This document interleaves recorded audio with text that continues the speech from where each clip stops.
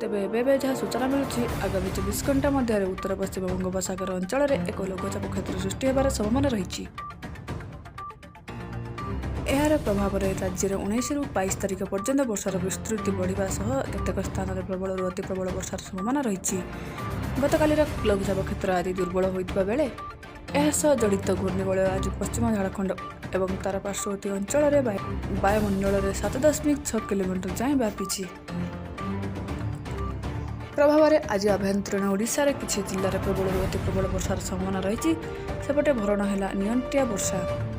ସକ୍ରିୟ ମୌସୁମୀ ପ୍ରଭାବରେ ଗତ 24 ଘଣ୍ଟାର ଅନୁଭୂତି ବର୍ଷାରେ 3% ନିଅଣ୍ଟିଆ ଭରଣ। ଗତ 24 ଘଣ୍ଟାରେ ଅନୁଭୂତ ବର୍ଷା ପ୍ରଭାବରେ ରାଜ୍ୟରେ 18% ନିଅଣ୍ଟିଆ ଭରଣ ହୋଇଛି। ରାଜ୍ୟରେ ଚଳିତ ମୌସୁମୀ ଋତୁରେ ଆଜି ସୁଦ୍ଧା 308.8 ମିଲିମିଟର ବର୍ଷା ରେକର୍ଡ ହୋଇଛି, ଯାହା ସ୍ୱାଭାବିକ ଭାବେ 382.8 ମିଲିମିଟର। ତେବେ ଆସନ୍ତାକାଲି ଚାଲନ୍ତୁ ନଜର ପକାଇବା ପରବର୍ତ୍ତୀ ଖବର ଉପରେ।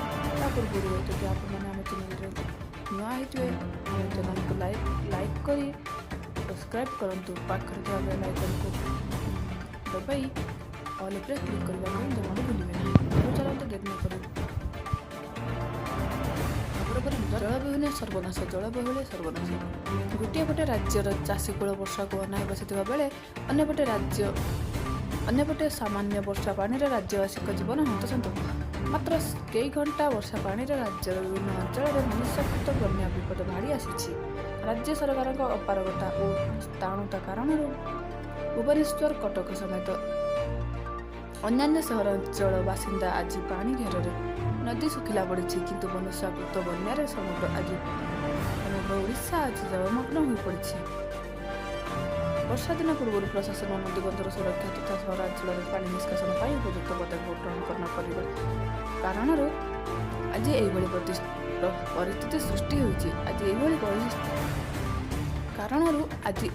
ପରିସ୍ଥିତି ସୃଷ୍ଟି ହୋଇଛି। ଏବଂ ଏଥିପାଇଁ ରାଜ୍ୟ ସରକାର ସମ୍ପୂର୍ଣ୍ଣ ଦାୟୀ ବୋଲି ରାଜ୍ୟ ମୁଖପାତ୍ର ଶ୍ରୀ ମନୋଜ ମହାପାତ୍ର କହିଛନ୍ତି।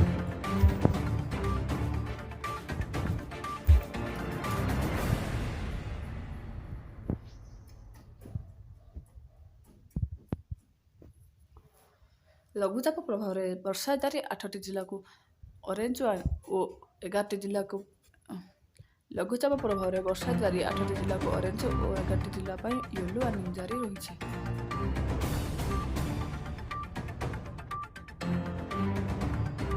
ବଙ୍ଗୋପସାଗରରେ ସୃଷ୍ଟି ଏକ ଲଘୁଚାପ କ୍ଷେତ୍ର ପ୍ରଭାବରେ ରାଜ୍ୟର ଅନେକ ଅଞ୍ଚଳରେ ବର୍ଷା ଜାରି ରହିଛି। ଲଘୁଚାପ ପ୍ରଭାବରେ ରାଜ୍ୟର ବିଭିନ୍ନ ସ୍ଥାନରେ 4 ଦିନ ପର୍ଯ୍ୟନ୍ତ ପ୍ରବଳ ବର୍ଷାର ସମ୍ଭାବନା ରହିଛି। ଅପରାହ୍ନ ମଧ୍ୟରେ ପଶ୍ଚିମ ଓଡ଼ିଶାରେ 8ଟି ଜିଲ୍ଲାରେ ପ୍ରବଳରୁ ଅତି ପ୍ରବଳ ବର୍ଷା 12ରୁ 20 ସେଣ୍ଟିମିଟରର ସମ୍ଭାବନା ରହିଥିବାରୁ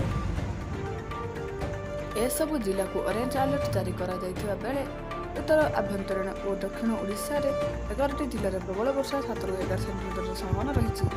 19ରୁ 22 ଯାଏଁ ଅବିଶ୍ରାନ୍ତ ମୂଷଳଧାରରେ ବର୍ଷିବ, ଫୁଲିବ ନଦୀ, ଧସିବ ପାହାଡ଼। ସହରାଞ୍ଚଳରେ ଉଛୁଳିବ ଟ୍ରେନ୍, ସୃଷ୍ଟି ହେବ ଟ୍ରାଫିକ୍ ସମସ୍ୟା। ଦକ୍ଷିଣ ଆଭ୍ୟନ୍ତରୀଣ ଓଡ଼ିଶାରେ ସଙ୍ଗୀନ ହେବ ସ୍ଥିତି। ଅଧିକାଂଶ ଜିଲ୍ଲାରେ 200 ମିଲିମିଟର ଅଧିକ ବର୍ଷିବା ସମ୍ଭାବନା। ଆଜି ପ୍ରବଳ ବର୍ଷା ନେଇ 11ଟି ଜିଲ୍ଲାକୁ ୟେଲୋ ଆଲର୍ଟ। 19ରୁ 22 ମଧ୍ୟରେ ଉପଜିପାରେ ଜଳବନ୍ଦୀ ସମସ୍ୟା। ଲଘୁଚାପ ପ୍ରଭାବରେ ସାରା ରାଜ୍ୟରେ ଜାରି ରହିଛି ବର୍ଷା। ଲଘୁଚାପଟି ଏବେ ଉତ୍ତର ଓଡ଼ିଶା ଉପକୂଳ ଦେଇ ଝାଡ଼ଖଣ୍ଡ ଏବଂ ମଧ୍ୟପ୍ରଦେଶ ମୁହାଁ ହୋଇଛି। ପ୍ରଭାବରେ ଆସନ୍ତା 2 ଦିନ ଯାଏଁ ଉପକୂଳ ଓ ଆଭ୍ୟନ୍ତରୀଣ ଓଡ଼ିଶାର 7 ଜିଲ୍ଲାକୁ ଅରେଞ୍ଜ ଆଲର୍ଟ ଜାରି କରିଛି ଆଞ୍ଚଳିକ ପାଣିପାଗ କେନ୍ଦ୍ର। ଆଜି ପ୍ରବଳ ବର୍ଷା ନେଇ 11ଟି ଜିଲ୍ଲାକୁ ୟେଲୋ ଆଲର୍ଟ ଜାରି ରହିଛି। ସୁନ୍ଦରଗଡ଼, ଦେବଗଡ଼, ଝାରସୁଗୁଡ଼ା, ସମ୍ବଲପୁର, ବରଗଡ଼, ସୋନପୁର, ବାଲାଙ୍ଗୀର ଏବଂ ନୂଆପଡ଼ାରେ ପ୍ରବଳରୁ ଅତି ପ୍ରବଳ ବର୍ଷା ହୋଇପାରେ। ଆସନ୍ତାକାଲି ଉପକୂଳ ଓଡ଼ିଶାରେ ବର୍ଷା ସାମାନ୍ୟ କମ୍ ରହିବ। 19 ତାରିଖ ଠାରୁ ଆଜି ଉପକୂଳ ଓଡ଼ିଶାରେ ବର୍ଷା ସାମାନ୍ୟ କମ୍ ରହିବ। 19 ତାରିଖ ଠାରୁ ପୁଣି ବଢ଼ିବ ବର୍ଷାର ପରିମାଣ। 20ରେ ଭୀଷଣ ବର୍ଷା ନେଇ ଦକ୍ଷିଣ ଓଡ଼ିଶାକୁ ଅରେଞ୍ଜ ଆଲର୍ଟ ଜାରି କରାଯାଇଛି।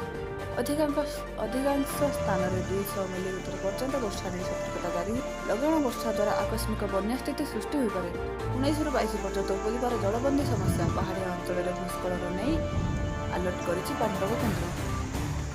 ଗତକାଲି ଉତ୍ତର ପଶ୍ଚିମ ବଙ୍ଗୋପସାଗର ସୃଷ୍ଟି ହୋଇଥିବା ଲଘୁଚାପ ଦୁର୍ବଳ ହୋଇ ଉତ୍ତର ଛତିଶଗଡ଼ ଆଡ଼କୁ ଗତି କରିଛି। ପ୍ରଭାବରେ ଆସନ୍ତାକାଲି ପର୍ଯ୍ୟନ୍ତ ଆଭ୍ୟନ୍ତରୀଣ ଓଡ଼ିଶାରେ ସବୁ ଜିଲ୍ଲାରେ ପ୍ରବଳରୁ ଅତି ପ୍ରବଳ ବର୍ଷା ହେବ। ଛତିଶଗଡ଼ ଉପରମୁଣ୍ଡରେ ମଧ୍ୟ ବର୍ଷାର ପରିମାଣ ବଢ଼ିବ, ଫଳରେ ବିଭିନ୍ନ ନଦୀର ଜଳସ୍ତର ଧୀରେ ଧୀରେ ବଢ଼ିବ।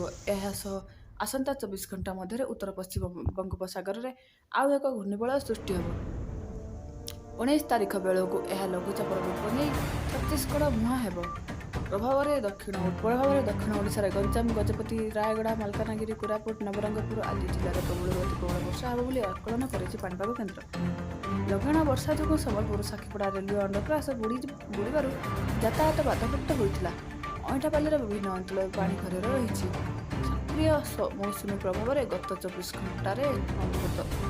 ସକ୍ରିୟ ମୌସୁମୀ ପ୍ରଭାବରେ ଗତ 24 ଘଣ୍ଟାରେ ଅନୁଭୂତ ବର୍ଷାରେ 3% ନିଅଣ୍ଟିଆ ଭରଣ ହୋଇଛି। ରାଜ୍ୟରେ ଚଳିତ ମୌସୁମୀ ଋତୁରେ ଆଜି ପୁରା 307.8 ମିଲିମିଟର ବର୍ଷା ରେକର୍ଡ ହୋଇଛି। ଏହା ସ୍ୱାଭାବିକ ବର୍ଷା 382.8 ମିଲିମିଟର ତୁଳନାରେ 20% କମ୍। ତେବେ ସମ୍ଭାବ୍ୟ ଲଘୁଚାପ ରାଜ୍ୟରେ ବନ୍ୟାର ପରିସ୍ଥିତି ସୃଷ୍ଟି କରିବା ଆଶଙ୍କା ରହିଛି। ଯଦି ଆପଣମାନେ ଏହିଭଳି ଲାଟେଷ୍ଟ ବ୍ରେକିଂ ନ୍ୟୁଜ୍ ଦେଖିବାକୁ ଚାହାନ୍ତି, ଆମ ଚ୍ୟାନେଲ୍ ସହିତ ଯୋଡ଼ି ହୋଇ ରୁହନ୍ତୁ। ଚ୍ୟାନେଲକୁ ସବସ୍କ୍ରାଇବ୍ କରି ପାଖରେ ଥିବା ବେଲ୍ ଆଇକନ୍କୁ ଦବାଇ ଅଲ୍ ଉପରେ କ୍ଲିକ୍ କରିବା ପାଇଁ ବିଲକୁଲ ବି ଭୁଲିବେନି।